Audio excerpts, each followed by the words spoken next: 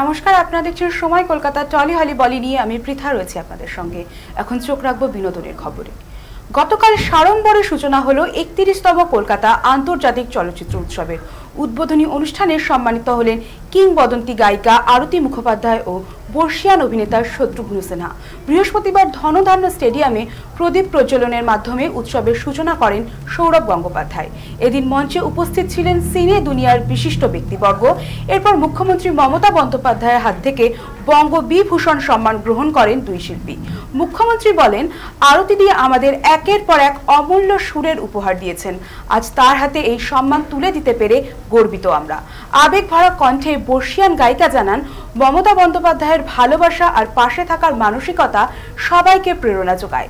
আলো, সুর আর করতালির মেলবন্ধনে উৎসবের তারকাখচিত মঞ্চে যেন ফুটে উঠল বাঙালি সংস্কৃতির এক উজ্জ্বল অধ্যায়।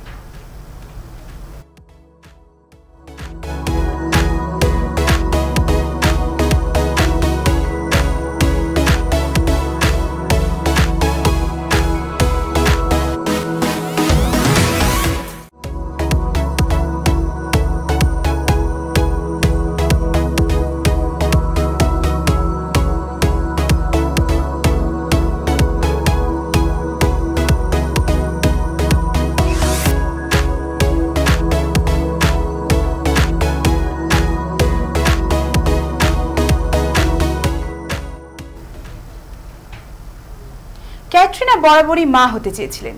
10 বছর আগের এক সাক্ষাৎকারে অভিনেত্রী জানিয়েছিলেন, পরিবার, স্বামী, সন্তান এই বিষয়গুলিকে তিনি বিশেষ মর্যাদা দেন। সন্তান নিয়ে সুখের সংসার করতে চান তিনি। অবশেষে অপেক্ষার অবসান। সেপ্টেম্বর মাসে সুখবর দিয়েছিলেন ক্যাটরিনা ও ভিকি কৌশল। তারপর থেকে সময় গোনা শুরু করেছিলেন অনুরাগীরা।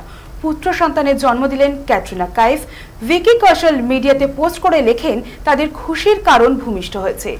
জুড়ে দিয়েছেন হৃদয়ের ইমোজিও। 2021 সালের ডিসেম্বর মাসে বিয়ের পিঁড়িতে বসেছিলেন ক্যাটরিনা ও ভিকি। 2024 সাল থেকে ক্যাটরিনার অন্তঃসত্ত্বা হওয়া নিয়ে জল্পনা শুরু হয়েছিল। মূলত অভিনেত্রী দীর্ঘদিন লন্ডনে নিজের মায়ের কাছে গিয়ে থাকছিলেন, পাশাপাশি অভিনয় থেকেও দূরে সরে গিয়েছিলেন। কখনো তাকে দেখা গিয়েছিল তীর্থস্থানে, কখনো কোনো অনুষ্ঠানে। এবার একেবারে সুখবর নিয়ে অনুরাগীদের মধ্যে উচ্ছ্বাস ছড়িয়ে দিলেন ক্যাটরিনা, ভিকি।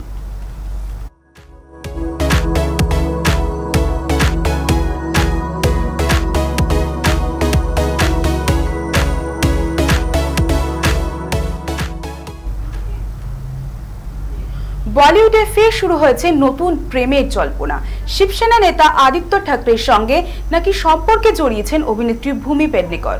সম্প্রতি মুম্বাইয়ের রেস্তোরাঁ লা লোকা মারিয়াতে তাদের একসঙ্গে দেখা যায়। দুজনের একরকম পোশাক ও একসঙ্গে হাসি মুখে ছবি তোলার মুহূর্ত দ্রুত ভাইরাল হয় নেট মাধ্যমে। কেউ কেউ দাবি করেছেন তারা সেদিন একান্তে ছিলেন, আবার কারো মতে বন্ধুদের সঙ্গে বেরিয়েছিলেন দুজন। ইতিমধ্যে নেটিজেনদের মধ্যে উঠছে প্রশ্ন, পরিণীতি চোপড়ার পর কি এবার ভূমি ও রাজনীতিবিদের প্রেমে? দম লাগাকে হাইসা দিয়ে বলিউডের যাত্রা শুরু করা ভূমি সম্প্রতি দ্য রয়্যালসে অভিনয় করে নজর কেড়েছেন সবার। তবে এখন তার ব্যক্তিগত জীবনী আলোচনার কেন্দ্রবিন্দু।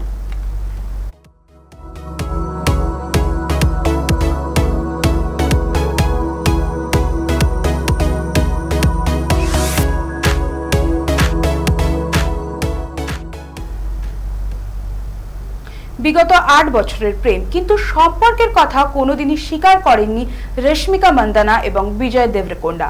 সম্প্রতি তারকা যুগল নাকি 2.5 লাখের হীরের আংটিতে গোপনে বাগদান সেরেছেন। থামা প্রচারে নায়িকার হাতে সেই আংটির উজ্জ্বল উপস্থিতিও নজর কেড়েছে। জানা গিয়েছে 2026 সালের ফেব্রুয়ারি মাসে পরিবার ও ঘনিষ্ঠ বন্ধু বান্ধবদের সাক্ষী রেখে 7 পাক ঘুরবেন রশ্মিকা মান্দানা এবং বিজয় দেবরকোন্ডা। দিনক্ষণও পাকা। প্রাথমিকভাবে ঠিক হয়েছিল প্রেম দিবসের আবহে বিয়ের পিঁড়িতে বসবেন তারা। তবে ঘনিষ্ঠ সূত্রে মারফত খবর, 26শে ফেব্রুয়ারি উদয়পুরের এক রাজপ্রাসাদে বসবে বিয়ের আসর। এদিকে বিজয় রশ্মিকা বাগদান সম্পন্ন হওয়ার খবর শুনে উল্লাস দুই তারকা অনুরাগীদের মধ্যে। সোশ্যাল মিডিয়ায় শুভেচ্ছা জোয়ার। এবার সব জল্পনা উড়িয়ে খুব শীঘ্রই বিয়ের পিঁড়িতে বিজয় রশ্মিকা।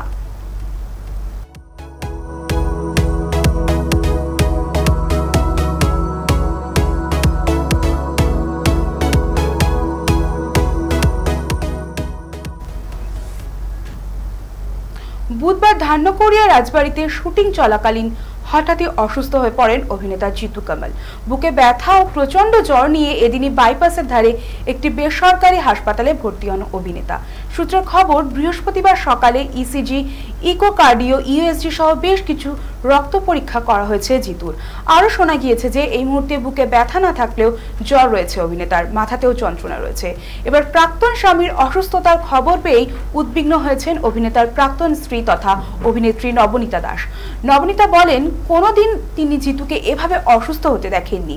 ওর শ্বাসকষ্টের সমস্যা রয়েছে, কিন্তু এছাড়া আর কোনো শারীরিক অসুবিধা আছে তা কখনো শোনেনি। খুব তাড়াতাড়ি সুস্থ হয়ে উঠুক জিতু, এটাই প্রার্থনা প্রাক্তন স্ত্রী অভিনেত্রী নবনীতা দাসের। সূত্র মারফত খবর, একটানা শুটিং এর চাপ নিতে না পেরেই নাকি অসুস্থ হয়ে পড়েছেন অভিনেতা।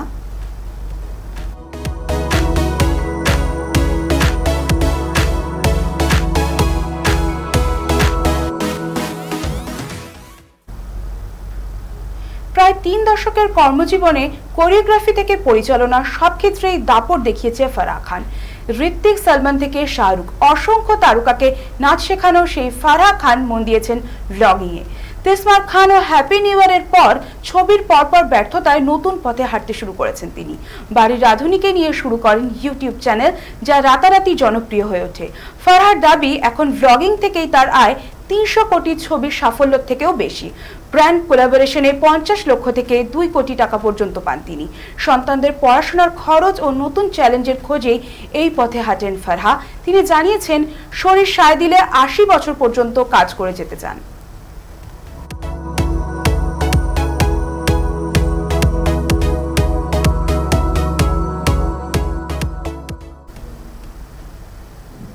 টলিহারি বলি এখনকার মতো এই পর্যন্তই। বিনোদনের অন্য সমস্ত খবর পেতে চোখ রাখুন সময় কলকাতায়। সময় বলবে সময়ের কথা।